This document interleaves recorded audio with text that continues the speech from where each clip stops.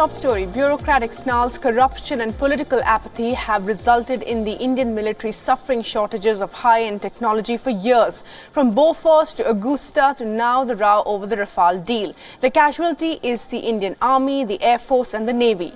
Deals get pushed back by allegations and counter-allegations. For example, will the Congress scrap the Rafale deal if it comes to power? The question is, can we afford to use old technology for modern warfare? While the Indian Air Force, which is facing an acute shortage of combat jets, is in talks with Russia now for an immediate procurement of the MiG-29 aircrafts, which can be delivered at short notice. India plans to purchase 21 additional aircrafts to make a new squadron of the MiG-29 jets through a government-to-government purchase. The MiG-29, produced in the 1980s, will cost the Indian government less than 6,000 crores, and each jet will include weapon systems, training and supporting equipment that are required for a new squadron. However, the combat jets will not be produced afresh.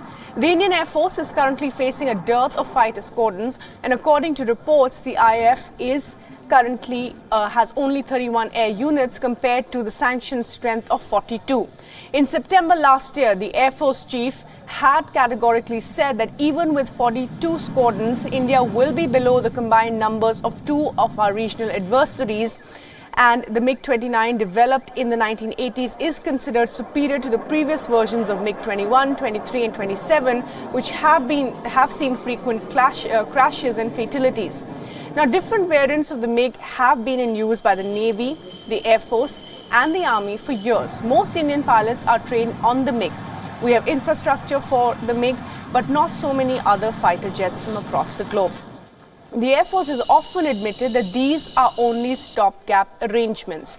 Just on Tuesday, a MiG-27 fighter aircraft crashed in Rajasthan's Jaisalmer. The pilot, however, ejected safely.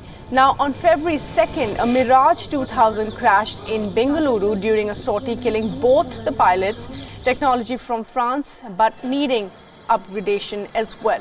The aircraft was on an acceptance shortly after an upgrade by the Hindustan Aeronautics Limited. The government later said it was not a setback for the indigenous defense industry. But last week, India bought a sophisticated air defense system for an estimated cost of 190 million. Now, a move to enhance the security of planes flying the Prime Minister and the President. But it begs the question, are the lives of our soldiers any cheaper? And should VVIPs get more expensive aircrafts than our soldiers? The whole line of heavy, wait a minute, really. The line only puts it about 1.6%. The 393 has perspective, 6.62. That's a very good day.